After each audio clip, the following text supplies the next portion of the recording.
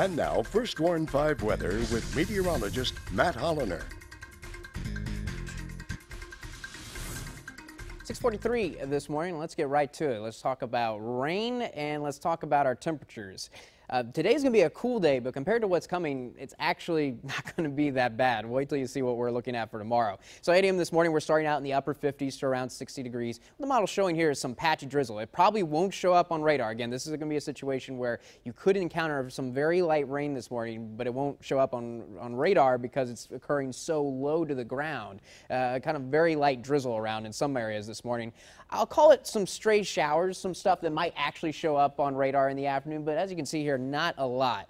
It's going to be cloudy throughout the day. We don't have clouds turned on here. We're just showing rain, but it's going to be cloudy throughout the day, so we're not going to see a big warm-up. I think we'll manage the upper 60s, probably a little bit warmer to the coast and a little bit cooler out to the west. But another cool day, and some may want a light jacket throughout the day, depending on your tolerance for the cold weather.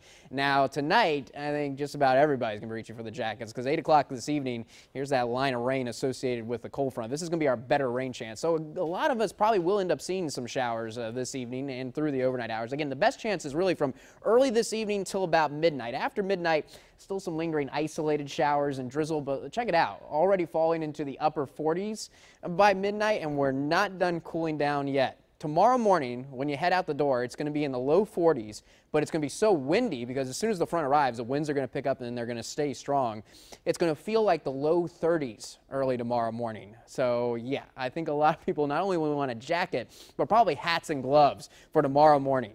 And then we're not looking at a big warm-up. Though the rain, I think, will come to an end around lunchtime tomorrow, I still think it's going to be very cloudy, and that's really going to limit any warming that we're going to be able to do. We might see a little bit of sun as we get into the late afternoon hours, but with not very much sun and winds out of the north, strong winds out of the north, we're looking at highs in the low 50s tomorrow. It won't feel that warm. It's probably going to feel no warmer than the mid 40s. So, yeah, thick coats, maybe some jackets and gloves throughout the day tomorrow, which is something very odd to say in mid-November. These temperatures, you know, we might see these in December and January, but in November, pretty exceptional. Now today, again, upper 50s at 8 a.m., mid 60s at noon and at 5 o'clock. We'll top out briefly in the upper 60s. Again, some patchy drizzle. Early this morning, a stray shower possible during the afternoon, but not a lot of rain. That changes this evening, though.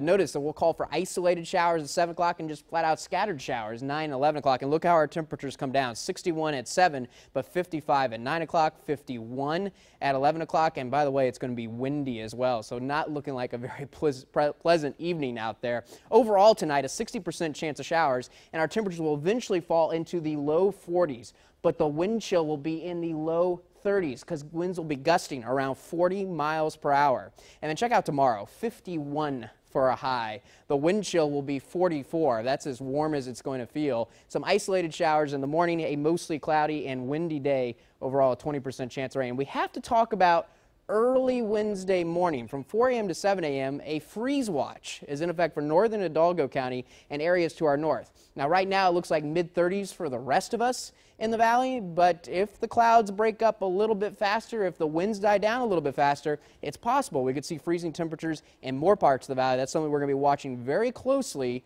for early Wednesday morning.